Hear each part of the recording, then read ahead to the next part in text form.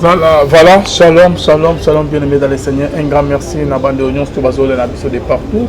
Na maman Nabiso, prophétesse Sansi Kumango de l'église Sycomore de vie, na pasteur fait amis à la bouche autorisée de l'éternel depuis Zurich, na philo Mukwaya, Motema Yabivens, de Homo depuis Londres, puis na maman Gisèle, que le Motema papa Emmanuel et na Boston. Bonzambe, Lola ezofuta simana to ya koloba kenzamba botu kwa yewapi na mansazo c'est biso bonzambe na bonzambe yesu nde mosuki silema ne toujours jamais toujours na cadre pour informer bino bien aimé lolo tozana nani tozana moko ya ba serviteur de Dieu to sala ba émission l'autre fois na ba sala nzambe moko abenga kinga bien aimé que ala pasteur akeneke pa muninga na pasteur na Paris muninga na ya pasteur APC Kindoki pasteur a comme kolota na butu azo pumbwa muninga na pasteur azo kozoyer bien aimé li solo musu se buta ko salama awana kin histoire vraie ozo mona pe ba vidéo e panzani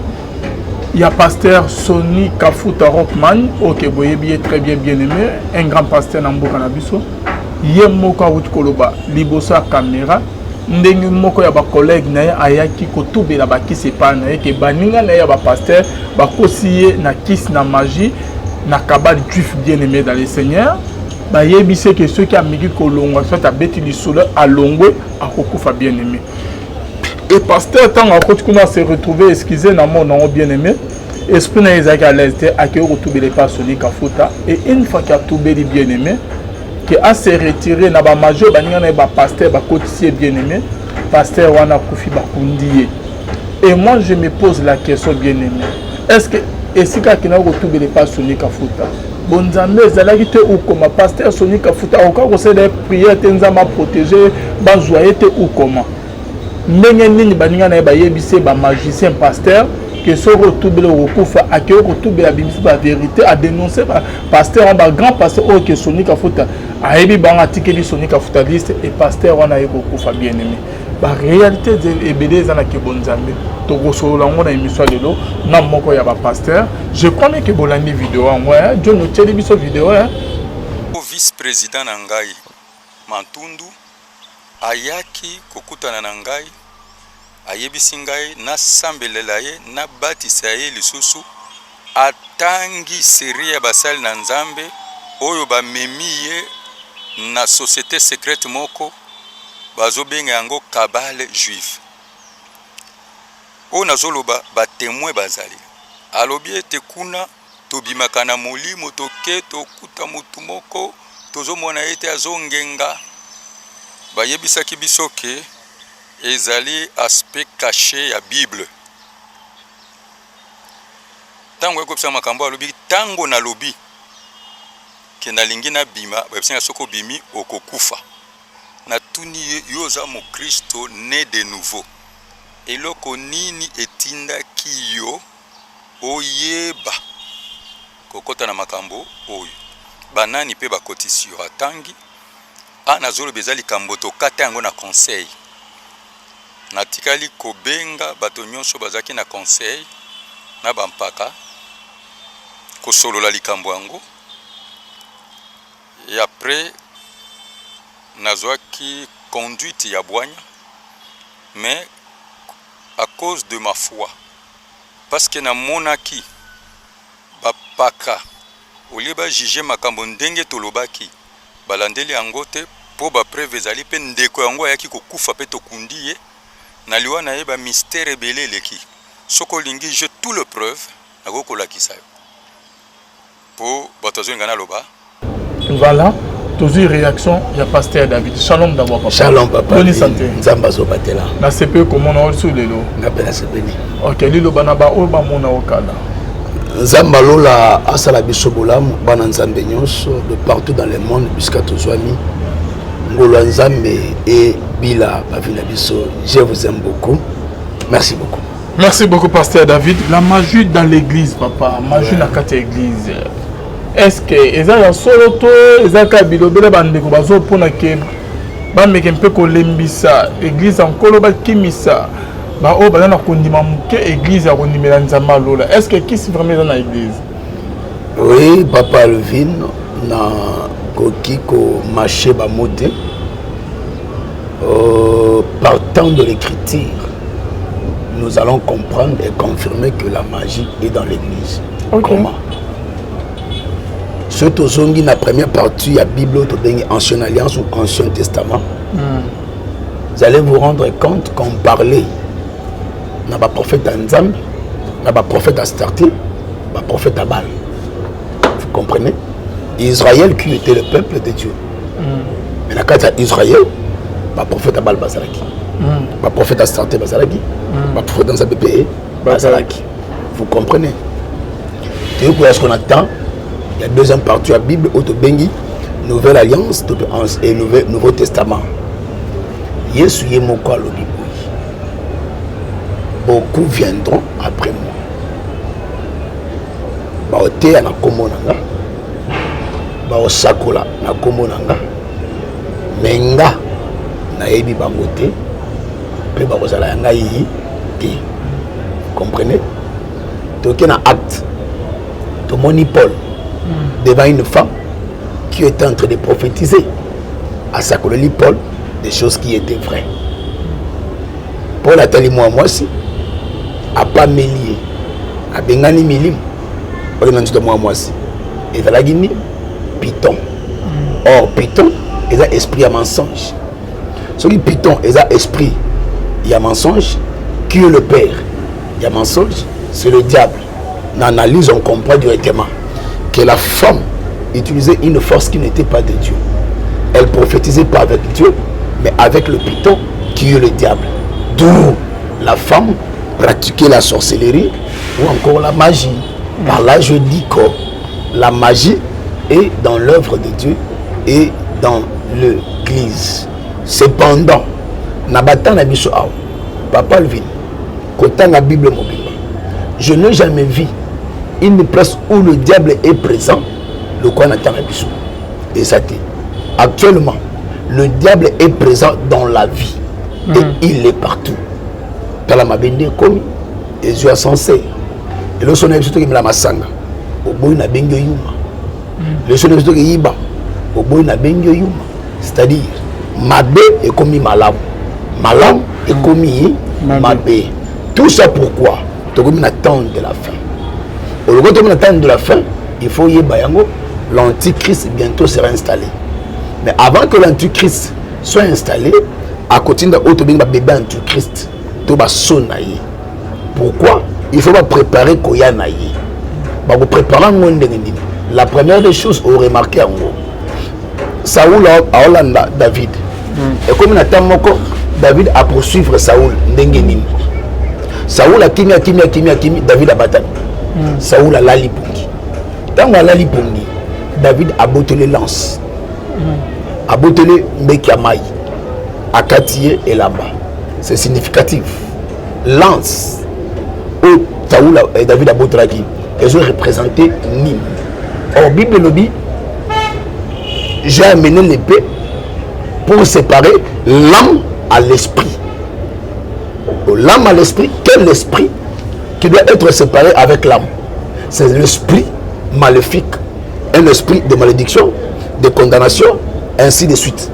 La parole de Dieu qui est l'épée vient pour séparer l'âme à l'esprit.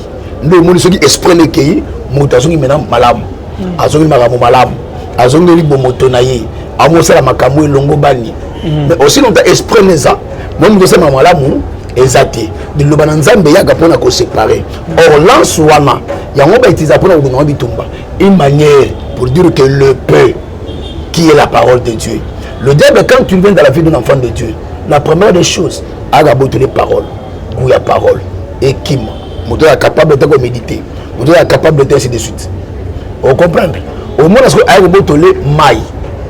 Tant aga boter les mailles. Au moins histoire mon la Bible. Roi Cap, roi Josaphat.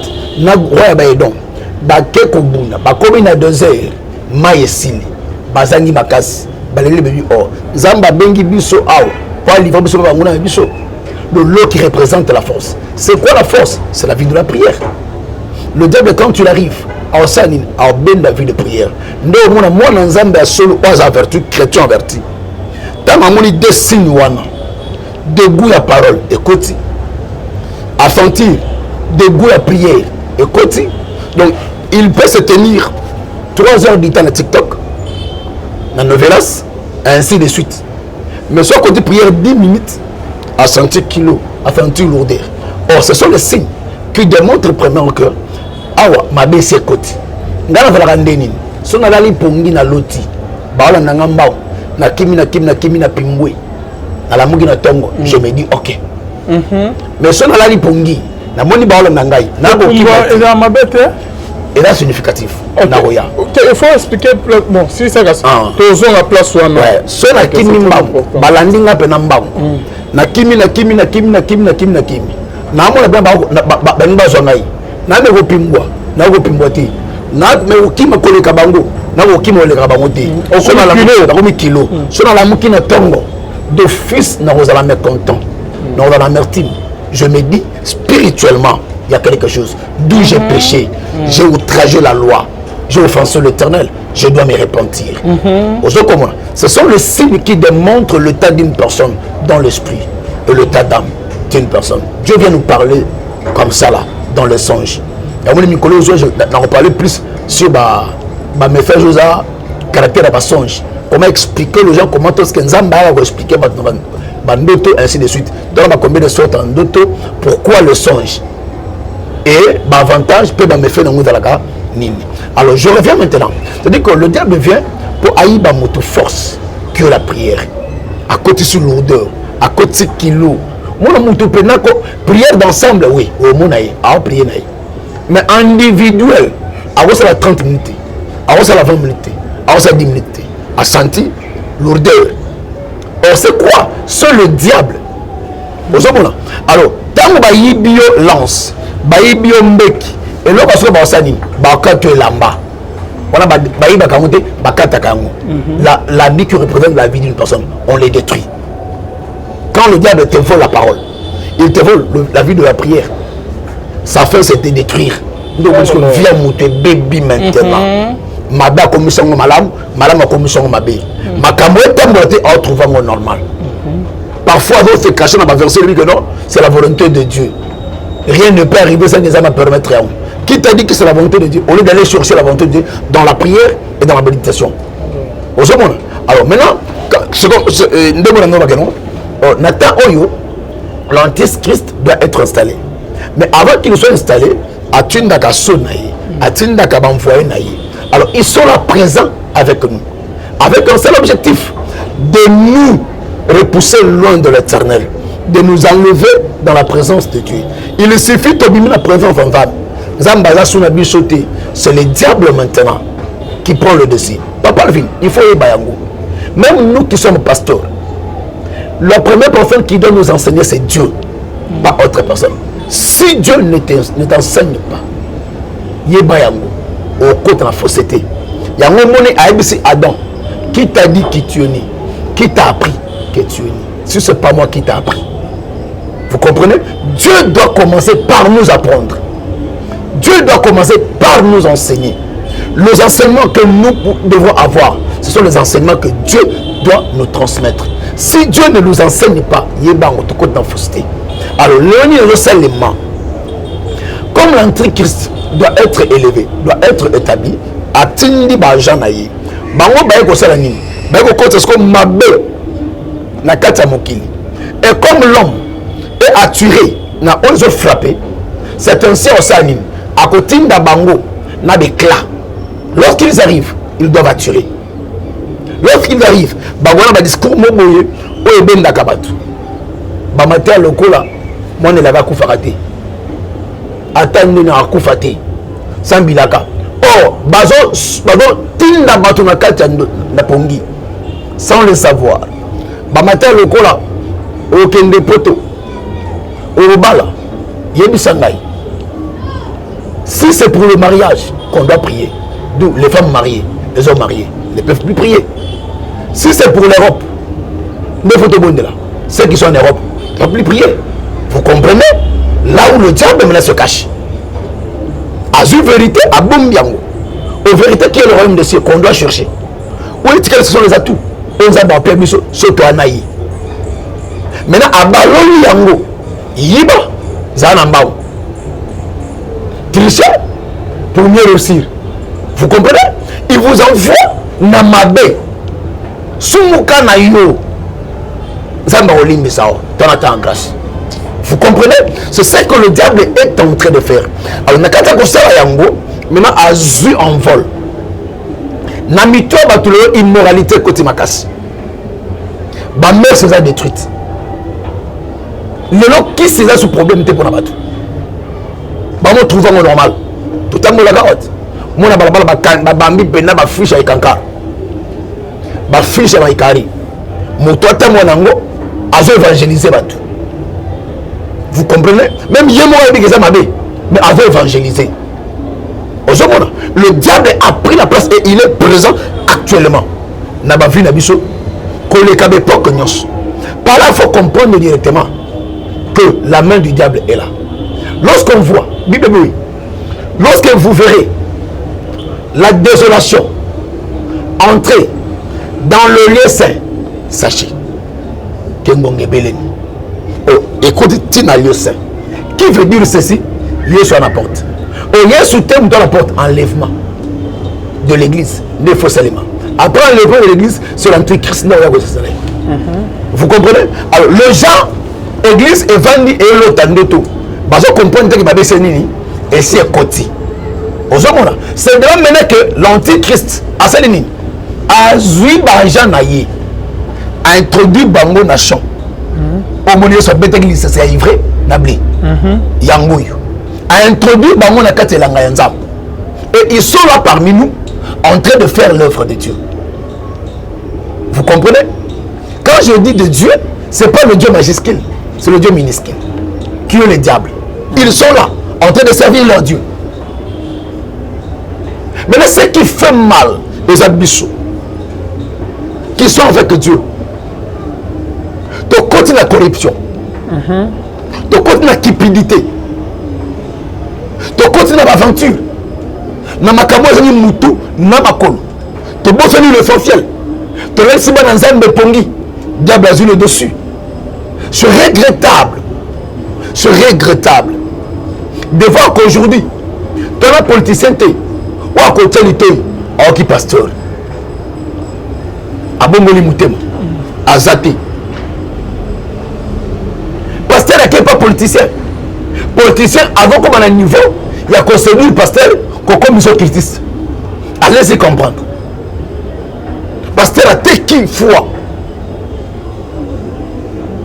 Et il y a bon mon dit moi na bon ici avant un nzam. Le mal est tellement énorme aujourd'hui. Alors par là je dirais la magie est dans le corps du Christ. Ok. On expliquait déjà très bien papa tout ce qu'on a ma solo. Par rapport à la vidéo, il y a Sonia Kafuta, papa le bien bien. Même le pasteur. Donc par là, le pasteur on est Israël, Kaba juif, et là on a Nzambe Tezakis. Mais je l'ai toujours dit igname de foi. Notre mon pasteur Moko, il y a Moulou Batan Bakabwanaki, l'église Nabango, Bando Toilette, ainsi de suite. N'explique pas que Bosa Kabal juif. Kota Kendaki, ne batelaki. Ni tété amo, banga baliaye. Je t'éclaire ici. Kabal juif, c'est de la magie. Toi, on a deux organismes secrets. Actuellement, où c'est la rage. Et un de tous les pasteurs. Hors d'Amelchisedek, na Kabal juif. Ok, mais ce sont les deux. Oyo et Bébissi, pasteur et Belé. Pasteur, mais Bakota Kuna? Ouais. Et Belé. Hors d'Amelchisedek, pareil, nango. Avant la bandala, notamment comme c'est lui qui est à la base. Et bah ça va noyer na bango. Il y a bango na bango. Et ce que mon pasteur mon affiche wana comprendre directement de côté. Mais ngalo mon naboy. Au mon ngana affiche na bango. Comprendre que na kota. Mais un pasteur au conseil dans Nzambe maintenant qui se met à nous expliquer beaucoup de troubles biso un peu. Papa Vin,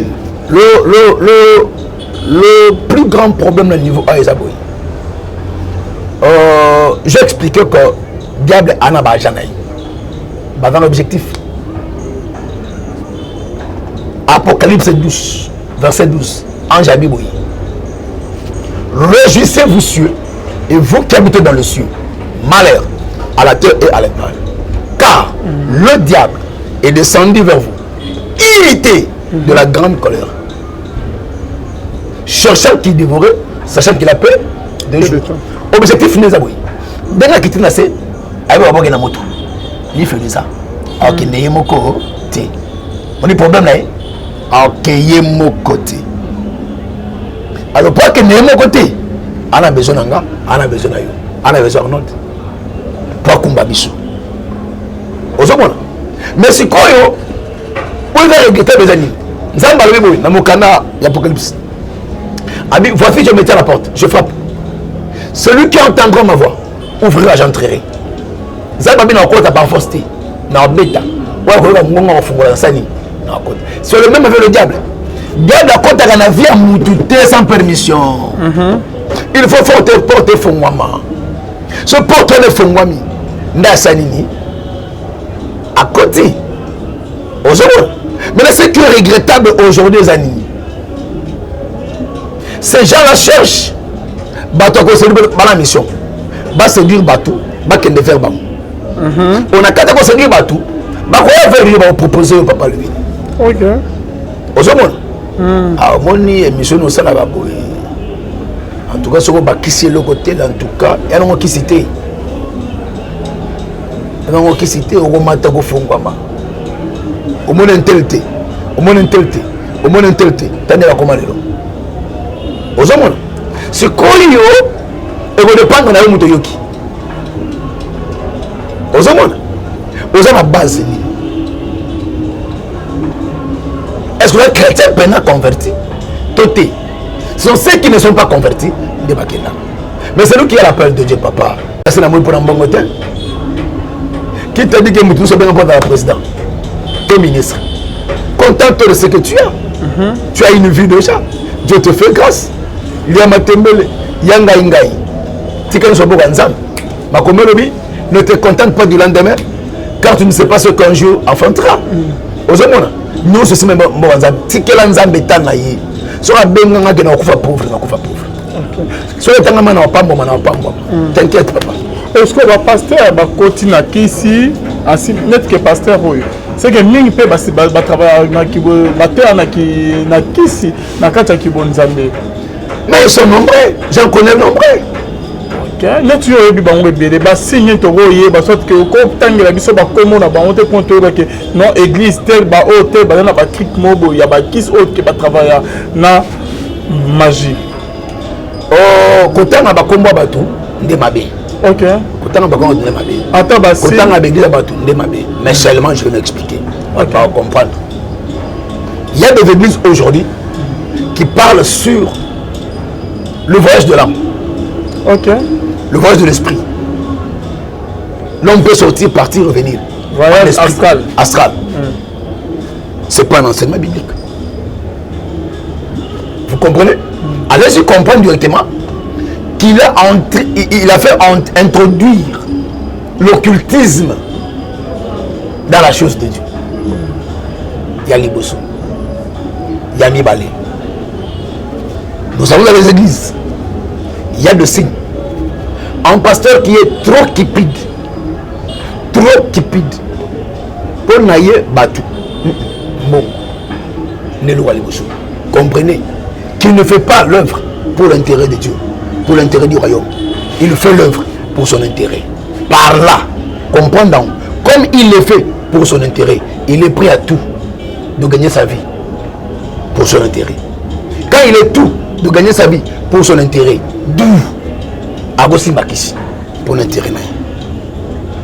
Nous sommes la prophète, maman Mapa, à la capitale Nyos, à Tamawati. Ce sont le signe qui nous prouve que réellement Mabeza a. Mabeza a. Ce que Ebelepe, Bagoma Gobatama, Ndeveni, Akimika qui pue de thé. Akimika qui pue de thé. L'Andelai.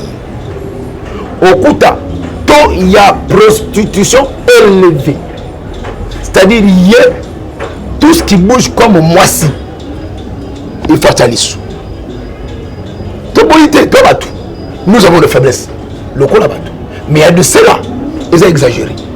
Vinaye, à mon amour, ça les kati. Moi, je connais des églises. Oh, ben non, écoutez, pasteur. C'est 100% à Bandimi. 80% à base, c'est ça les cas. La carte église. Quelqu'un qui se permet, même moi, si à Batoliba là, il y a un pasteur récemment dans le Gangela. Une maman qui priait chez nous. Ce pasteur, on a place cette église. Moi, c'est Libal. Le pasteur qui a l'audace de dire à cette dame, il faut enrayer. Maman a tout dit, papa, on a agent maman, on a kangami sur le tapis. Maman, on a enrayer. A tout dit, on a enrayer nandaku, ton église, ton hôtel. Hôtel, yo sommes dans le Wilwana, dans le Monsieur Sanzanini, na enrayer. Maman Mukolo. Maman Mukolo. Vous comprenez? Lorsque m'a dit na ajo ngala tio makamboti na ajo yo bi papa tati na tourne bongo pour comprendre na maman Mukolo a se buso banate ngabi mais non yo falo gangela ye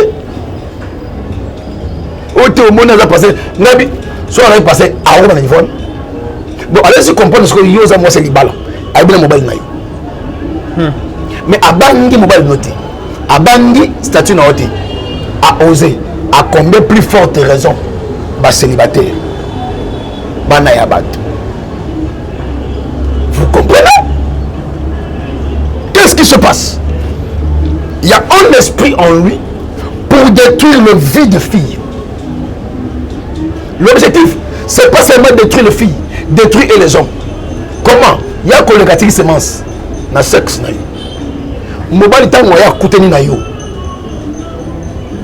Il est sous la malédiction.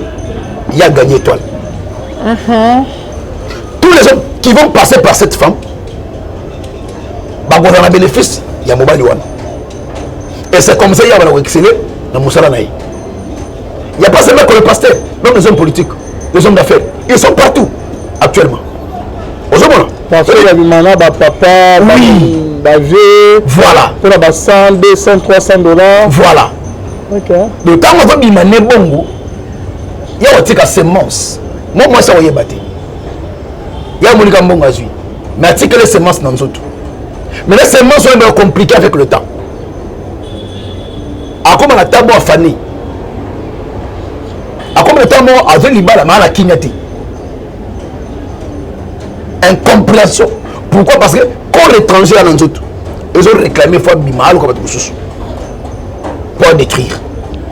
Et c'est comme ça aujourd'hui, les hommes sont victimes. Non, c'est là à sexe. Qu'il ne faut pas prendre à la légère.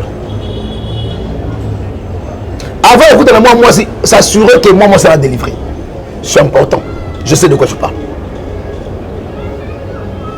Avant, écoutez, moi, s'assurer que ça me la solo. C'est important. Je sais de quoi je parle. Actuellement, le diable est en train de faire son œuvre, son travail. Chercher comment détruire le vie des gens. C'est comme ça maintenant, à qui mérite dans quatre églises, où un pasteur peut te conseiller facilement. Un pasteur facilement va conseiller facilement. Salaboyi, Simba Boyi, Malouka Boyi, c'est normal. Ou même ça pasteur qui a une Kobo, il trouve ça normal. Allez-y comprendre. Actuellement, ma baie est côté tellement miki. Ce temps-ci, c'est le temps de parler de la vérité. Papa, nous autres, il y a eu un moment où, concernant, je te dis, concernant ma baie, vous comprenez? Mais il y a un moment où concernant ma baie, tu penses à ma baie? Non. Au salut ma baie, reconnaître au salut ma baie. Zongela nzambe na musolo. Zongela nzambe na musolo. Te rendre compte de la batuté. Te rendre compte de nzambe. S'il faut tout perdre pour Dieu, Père. Attends, nous allons tout dire. Oui, à copiner la table encore. Après, avoir se souvenir na yo. Paye un prix pour Dieu. Paye un prix pour Dieu. le verras à jour dans ta vie. Même si à ta salité, mais conscience na yo, oui que non en tout cas, na otambola bien. Ah. Du soleil à pasteur ou à Koufi. Il y a quelqu'un qui a Koufi. Comme je suis allé sur le côté de la mais à tel soleil qui est tout bel beaucoup fort comment. Pasteur à Koufi. Après avoir retrouvé la bâtisse. Monde a féchitisme, il y a occultisme, mais le monde a un secret. Le secret est secret lorsqu'il n'est pas révélé. Lorsque le secret est révélé, il n'est plus en secret. Oh, nous avons un secret. Tant que nous dévoilons le secret, au trahir. Le gros trahir, au commis cible à battre. Et pourquoi? Secret, tu les as trahis. Mais yo, tout béni, nous avons encore protéger. Voilà, maintenant, problème Yangwana. Quand tu es parti sur le diable, s'assurer que comme mobima okoya na maboko ya pasteur ya solo okoya na maboko ya pasteur ya nzambe soko na maboko ya pasteur na nzambe te okende. Ah bon? Ah oui. Parlons une autre sonika futa na nzambe te akoya na maboko ya mabe ya ndo akufi akeyo tout bele pas sonika fuki bo. J'ai beaucoup du respect na patriarche Nabiso, l'évangéliste Sonika Foutaro Command, qui est un père pour nous, un patriarche. J'ai beaucoup de respect envers cet homme de Dieu. On a vu comment est-ce que Dieu l'utilisait dans notre pays. Mais seulement ce qui va actuellement, Papa Leville, tout le monde sont suspects. Actuellement, tout le monde sont suspects. Suspect comment sonner à l'objet avec tout bel pas né ya kota maramoite baninga nende ba pasteur. J'aurais commencé par le dire na église de réveil.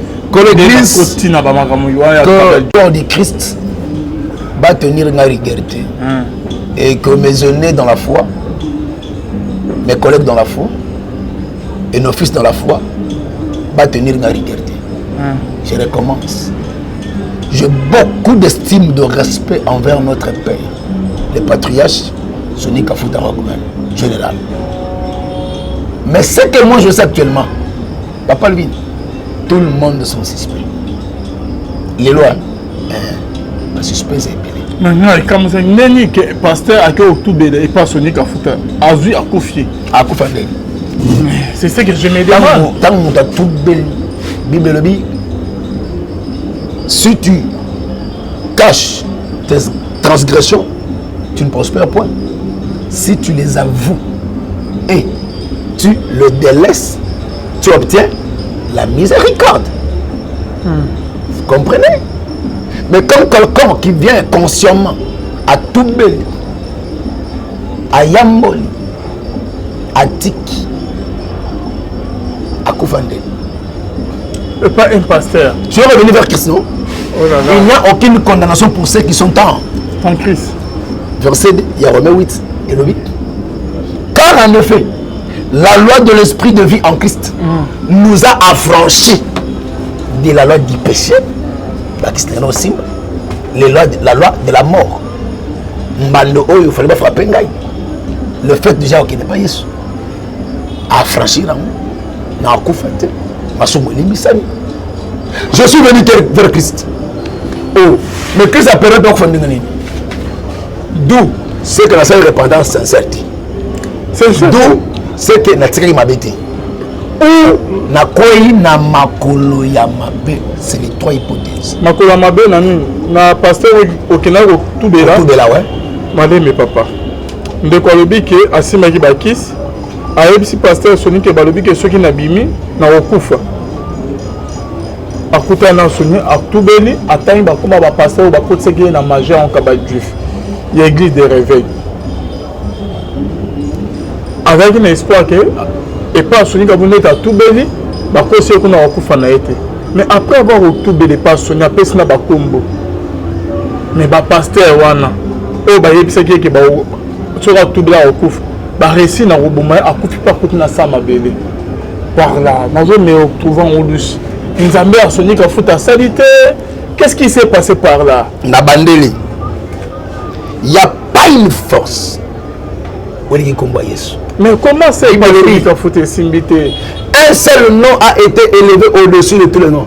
C'est le nom de Jésus. Donc, tous genoux fléchissent. On confesse qu'il est Seigneur. Exode 6. Moïse. Tu verras comment est-ce que ma main puissante l'efforcera de chasser mon peuple. Tu verras comment est-ce que ma main puissante forcera le pharaon de chasser mon peuple. Vous comprenez? C'est la main puissante de Dieu qui va imposer à Pharaon de libérer le peuple d'Israël. Qui va imposer à Pharaon de ne pas faire du mal aux Israélites. La main puissante de Dieu. Papa Alvin, il n'y a pas une force dans ce monde où les Kinzambe na makase zati. Il n'y a pas une force dans ce monde où les Kinzambe na ngouye zati. N'a pas exemple. Il y a un occultiste que Dieu m'excuse na bien bosani. Na mokoy.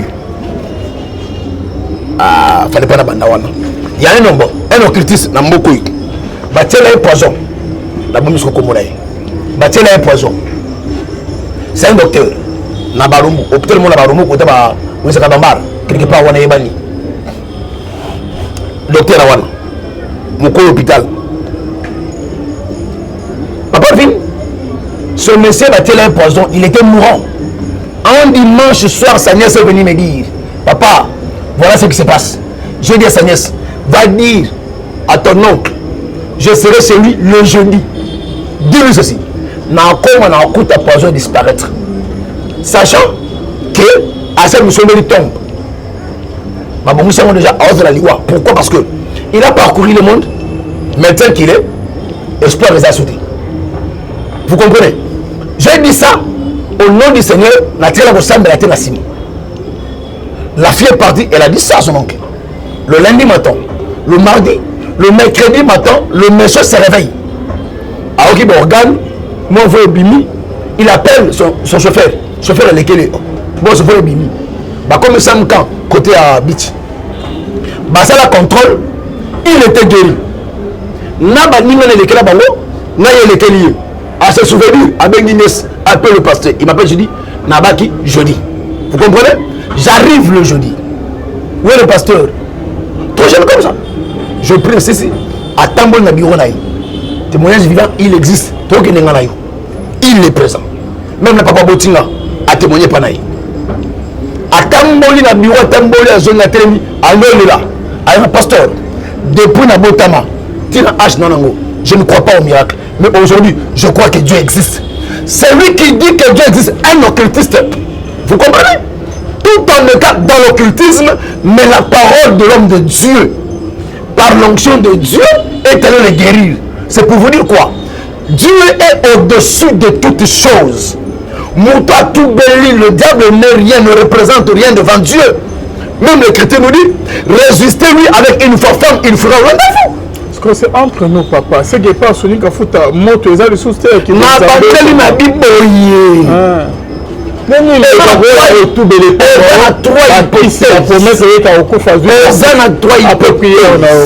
Trois hypothèses animes. Les abouilles. Monter que tout de là. Tant Moussous, il n'a pas été sincère. Il a été hypocrite. La langue a bien. Ou à tout bel maison qui sous. Au cas contraire, à tout bel solo. Mais à quoi il n'y a pas beaucoup ya mabé. Israël est ton ami. Jérusalem est ton ami. Et dans la ville haute, dans la ville de refuge. Na katia Israël. Si nous avons sali mabé, balandi. Et kakini à côté de la ville de refuge voilà. Attends ma belle moyenne de la Guinée. Bon, si me sauter. Abik. La katia Israël. La katia Israël. La Jérusalem, ville de refuge. Or, la révélation, ville de refuge n'est ni autre que Jésus-Christ. Jésus-Christ, ouais. Vous comprenez? Attends la salle qui m'a bé, il y a n'engeni. Mais il suffit la qui n'est pas Yesu, Papa Alvin, je la garantis. La protection. La protection, on peut priver tout ça. Et ça monte. Aussi, maman n'engeni. Parce que Papa David, c'est entre nous. Ouais. Au lobby que c'est qu'à quoi il y a maboko. Il y a pasteur à Mabé. C'est que Sony Kafuta a qui bonzame ta na pena misala musuzi ya boss qui satana ou comment na bandeli lisusu malembe oso bandeli en plusieurs fois répondre ngaka na bongo mabe onde ko wana kena ko tubela ya pasteur ke baninga na pasteur ba initié azui bakis ya kabali juif amona ko supporter pe akeo tubela baninga na ba biso o tubela obimisi secret na biso to robomo okufa ye na assurance akeye pas sonika futa tubele pas sonika futa en croyant que a protection nzama obatela ndengo lobi wana ville de refuge Jésus-Christ a protégé le nom qui est au-dessus de tous les noms mais akeo tubele pas sonika futa akufi c'est que akena wabo ya mabe sonika futa pe agana ba kisi na kati ya ba loge les oiseaux de même plumage ba triquet abomio ou comment Papa Levin ma bébé belelo na bandeli je dois beaucoup de respect na patriarche beaucoup oui pour nini na doya oui pour na babongo je dois beaucoup de respect même pour la Bible devant les souverains sacrificateurs a aussi que ce ton de ABC et comment il faut respecter bango vous comprenez je lui dois beaucoup de respect mais je dois parler de la vérité OK qui est Christ. Vous comprenez? Na bande na biboui. La personne est retombée là. Yayambo. Où il a été hypocrite. Na retombé là naïe. On le bélion déjà. Yami balé. Où azongelaki. Yami ça tout. A quoi na lokolo ya. Yamabe. Lokolo maba on est sonika futa. Bible zoro venez à moi vous tous qui êtes chargés. Et le problème est venu. Je vous donnerai. Tout là naïe. Et bandité. Est-ce que à tout bel à solo toté? C'est sûr. Vous comprenez? Sur la tout bel à solo. Et là, il y a tout bel à zongeli. Baza, à tout bel à zongeli. Baza, à tout bel mais avec beaucoup de mensonges. Baza, là, tout bel sincèrement. Le problème est anime. Et là, parce que sur la tout bel à solo. Sur la tout bel à solo, confesser à quoi on va ma bille. Ok, merci, c'est la fin. On comprend maintenant. Donc, ce gars tout béni à Koufi, à tout béni à solo, à Koufi, c'est que à quoi n'a pas beaucoup à Mabi. Papa Levin, il y a un monsieur na Belgique, tu es nous c'est un Ivoirien, un musulman. Que Dieu m'excuse, on ne doit pas se vanter parce que c'est Dieu qui agit, pas nous. Oui, Abima na bolo kondeni. Abima na bolo kondeni. Par la parole de Dieu, on a déclaré. Pendant que tout le monde, l'avocat était contre. Papa, en tout cas, ton ennemi la soutient. Moi, je leur ai dit, Dieu m'avait dit. Et au finish, ce monsieur est sorti. Je vous ai télé dossier poison Côte d'Ivoire. Et bien, c'est la Côte d'Ivoire Ebola. Et Bima, Bakani frontière. Il y avait Ivoirien. Il faut pas réfléchir en Côte d'Ivoire. Poison monsieur a été. On va le trinquer dossier parce que c'est Mbang. Vous comprenez? Il est resté, je leur ai dit, depuis autant de jours. Et Abima. Vous comprenez? Si c'est Dieu qui est dans ça, Papa Levin. Avant de faire maman, il y a des choses à dire. Il fallait avoir un islam. Il avait reçu Christ. Quand il a reçu Christ, Dieu m'a dit, Abima, Abi qui ça y est. Vous comprenez? Pourquoi il avait reçu Christ? Tu as Christ, tu as la vie. Merci, c'est la fin de notre émission. Tokoban prochainement. Ok. Votre numéro de contact est rapide. Plus 243 82 411 32 46. Plus 243 82 411 32 46. Que l'éternel Dieu nous bénisse en tout cas. Na wosenga na biso bana nzambe to luka nzambe na busolo. Et le moment où tu vas commettre roi berere zanima. Les gens pensent que nzamba dara na batata wana. Nzamba dara na ba owana. Obongo ba yebi. Or parfois nzambe asa kiti na ba oba yebanité. Eli nzambe ayebisa nazoleka ayoka tremblement ateli toy nzambe abina za wana te paf kake nzambe abina za wana te moto nzambe abina za wana te c'était na vraiment quoi paisible pourquoi oser les kaoli et Dieu était là. Merci. C'est pour dire quoi? Il faut beaucoup faire attention. Ma parence est que ça bisoté ma baisse côté nzambe pambola biso nzambe pambola maman Valentine na papa jusqu'à ainsi que la servante de Dieu Naomi Ngangwa. Merci beaucoup. Merci. Nabino nyonsto bolanda biso bonzambe na bonzambe lola ezofita simana to ya koloba kenza maboto kwai. This is what conséquent à la prochaine. Merci. Na tu nazai ma caméra.